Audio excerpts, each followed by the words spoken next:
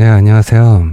2차 전지 기업들을 같이 살펴보겠습니다. 지금 영상은 연휴 동안 전하는 세 번째 영상입니다. 첫 번째 영상으로는 게임주를 같이 살펴봤었고, 그리고 두 번째 영상으로는 바로 직전 영상입니다. 네, 반도체 기업들을 같이 살펴봤습니다. 현재 시간은 오른쪽 상단을 보면 3월 3일이 되었고 0시 15분을 지나고 있는데, 방금 전에 영상을 올리고 나서 자려고 했는데 또 걱정하고 있을 것 같고 궁금해하고 있을 것 같고 아니면 또 기다리고 있을 것 같고 생각이 나서 야밤에 또 녹화를 하게 되었습니다. 그래도 녹화 방송이 좀 적응이 된 것 같아요. 혼자 떠들고 있지만 옆에 계신 것 같고 또 응원을 해주고 있는 것 같고 힘을 내주시고 있는 것 같고, 네, 그렇습니다. 사실 2차 전지가 좀 힘들죠. 여러 번 얘기를 하긴 했지만 사실 다소 시간은 필요하다. 그리고 작년 미국 대선을 앞두고 해리스가 대통령이 되면 지금 바닥을 다지고 있는 2차 전지는 간다. 하지만 트럼프가 대통령이 되면 마찬가지로 바닥을 다지다가 가긴 가겠지만 그냥 안 가고 깨고 간다. 이 과정을 거쳐야 할 것 같습니다. 생각보다 오래 되지도 않았어요, 사실. 몇 달 됐죠. 트럼프가 취임한 지도. 그래서 우리가 예상했던 구간인데 알면서도 힘든 것 같아요. 여러분이. 저는 사실 괜찮은데. 그렇습니다. 어쩔 수 없습니다. 그리고 알고 있었습니다. 그리고 이 과정을 거쳐야 합니다. 결국엔 좋아집니다. 어차피 전기차 산업은 완성차 기업들에게는 꼭 달성해야 하는, 꼭 목표로 해야 하는 그러한 산업입니다. 가야만 하는 길이다. 특히 유럽에서는 2035년이 되면 전기차 판매 자체를 금지하게 되고 미국의 몇몇 주들도 마찬가지로 미래에는 전기차 판매 자체를 금지시키게 되어 있습니다. 그리고 유럽의 환경 규제도 올해 또 20% 강화가 되어서 전기차를 많이 팔지 못하면 결국에는 페널티를 물어야 합니다. 미국의 몇몇 주들도 대표적인 주가 캘리포니아죠.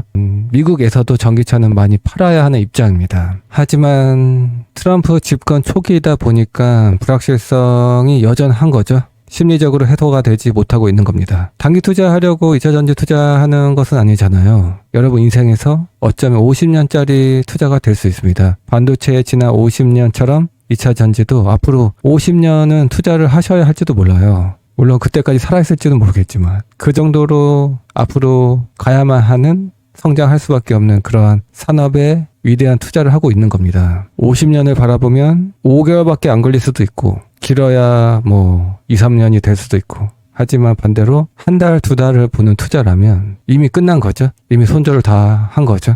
그렇습니다. 힘들고 지치지만 그래도 가는 길 외롭진 않잖아요. 김떡상이 함께하고 많은 투자자들이 함께하고 있습니다. 그리고 대한민국에 투자하는 입장에서는 2차 전지를 투자를 안 할 수가 없습니다. 대한민국에서 가장 중요한 산업이기 때문에 반도체와 함께. 대한민국에 투자하면서 2차 전지를 투자하지 않을 바에는 왜 대한민국에 투자를 합니까? 차라리 미국이나 일본이나 해외로 나가지. 그렇습니다. 대한민국에 투자하는 입장에서 2차 전지는 꼭 가져가야 하는 산업 섹터이다. 그래서 결코 외롭지 않고 혼자이지 않고 결코 잘못된 투자를 하는 것이 아니다. 그러한 것을 명심을 하시면 좋을 것 같습니다. 서두가 길었나요?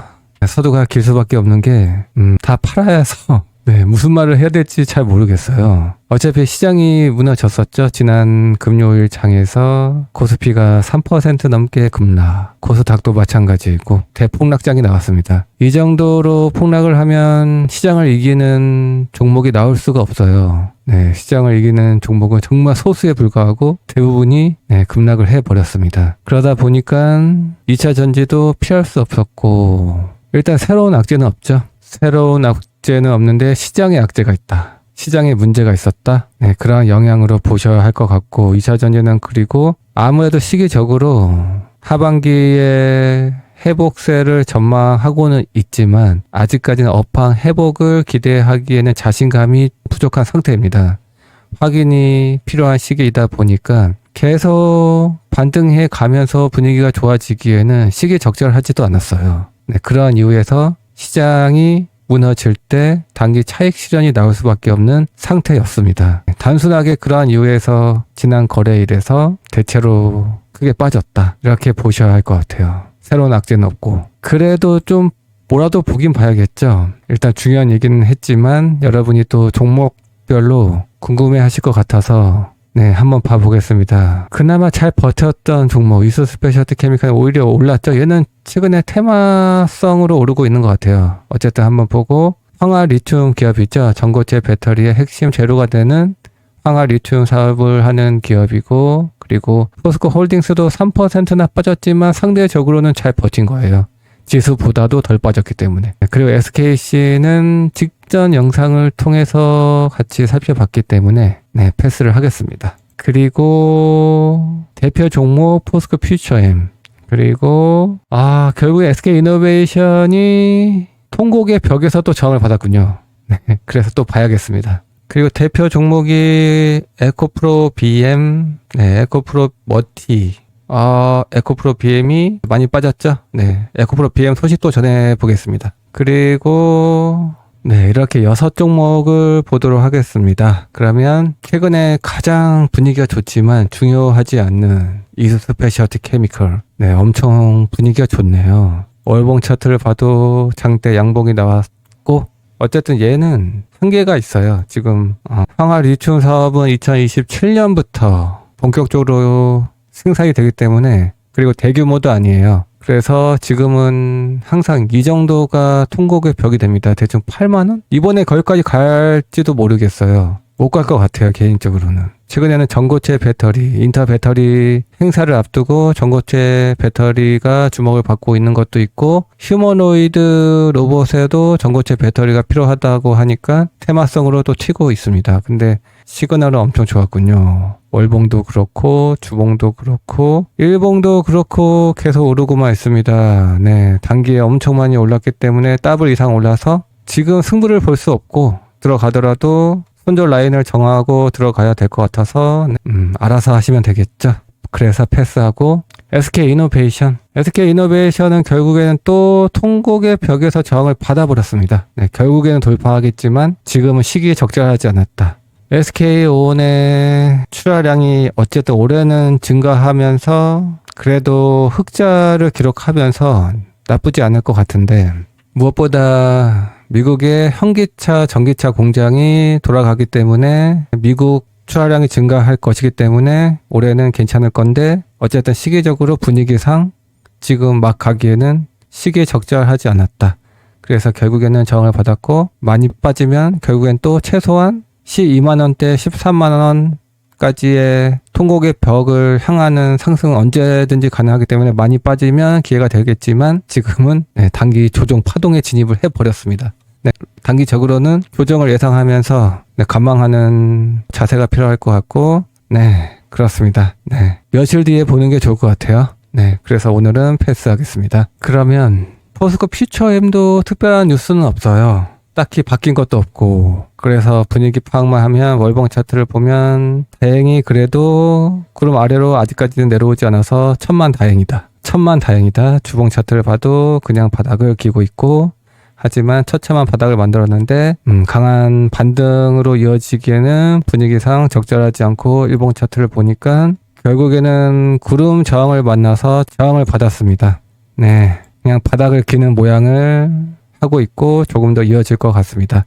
그래서 물타기는 가능하지만 당장 강한 반등을 기대하기 어렵기 때문에 저금통에 동절 넣듯이 느긋한 적립시 분할 매수를 이어갈 수밖에 없는 상태이다. 이렇게 정리를 해야겠습니다. 포스코 홀딩스를 보면, 월봉 차트를 보면 얘는 할 말이 없다. 좋지 않다. 주봉 차트를 봐도 좋았다가 말았다. 하지만 조금 더 볼 수는 있을 것 같다. 그리고 일봉 차트를 봐도 그룹 안으로 들어갔더니 힘이 약해져서 그래도 얘가 상대적으로는 덜 빠졌죠. 그거 같아요. 현대제철이 지금 파업을 했죠. 그래서 반사 이익을 볼 수 있기 때문에, 그래서 그러한 기대감으로 3%나 빠졌지만 상대적으로는 잘 버텼다. 이렇게 보여집니다. 현기차도 현대제철이 파업을 하니까 포스코의 주분을 더 넣게 될 것 같아요. 네, 그러한 기대감이 상대적으로 잘 버티게 했을 뿐이다. 그렇습니다. 포스코 홀딩스도 일단은 느긋하게 보셔야 할 것 같아요. 당장 막 뚫고 가기에는 물론 철강은 조금 좋아진 거죠. 철강은 조금 좋아졌는데 어쨌든 2차 전지는 바뀐 것이 없어서 급할 필요는 없겠다. 이렇게만 얘기를 하고 넘어가겠습니다. 그리고 에코프로 머티도 많이 빠졌군요. 네, 차트로 얘기를 하겠습니다. 에코프로 머티 월봉 차트 별거 없고 주봉 차트도 네 좋다 망한 것 같고 일단은 단기적으로 조정 파동에 진입을 했습니다. 네, 그래서 빨간색 20선 일봉상으로 빨간색 20선을 찍을 것 같고 네, 물론 다 매수는 가능하지만 단기적으로는 강한 모습을 보이기보다는 단기 조정 파동에 진입한 것으로 봐야 하기 때문에 느긋하게 봐야 되겠다. 그렇습니다. 에코프로 BM은 상대적으로 많이 빠졌고 시그널 자체가 아주 불쾌합니다. 코스피 이전 상장을 철회했죠. 그것 때문에 더 많이 빠졌는데 코스피 이전 상장한다고 뭐 오른 것도 없었죠. 그래서 억울하게 더 많이 빠졌습니다. 그리고 코스피 이전 상장은 구조적인 호재가 되지 않아요. 절대로 구조적인 호재가 되지 않는데 이렇게까지 뺐어야 했냐, 그런 생각이 들어서 개인적으로는 과도한 매도가 발생했다. 시장이 무너지는 상태에서 코스피 이전 상장이 철회되면서 심리적으로 더 안 좋게 작용을 해서 더 많이 빠졌다. 네, 그렇게 생각이 됩니다. 그래서 지금의 악재는 시기적인 악재이고 해소될 수밖에 없는 중요하지 않은 악재였다. 그래서 오히려 기회로 삼아도 될 것 같아요. 하지만 분명히 단기적으로는 불쾌한 시그널이 맞기 때문에 마찬가지로 급할 필요는 없겠습니다. 네, 결국엔 좋아지겠지만 아직은 아니라고 얘기해 주었습니다. 그래서 항상 얘기했듯이 좀 느긋하게 좀 장기적으로 보면서 기회를 살려보시면 좋을 것 같습니다. 네, 그러면 뭐 특별한 것은 없었습니다. 그래서 여기까지 정리를 하면 될 것 같아요. 끝까지 시청해 주셔서 너무너무 감사합니다. 그리고 꿈은 이루어진다. 파이팅!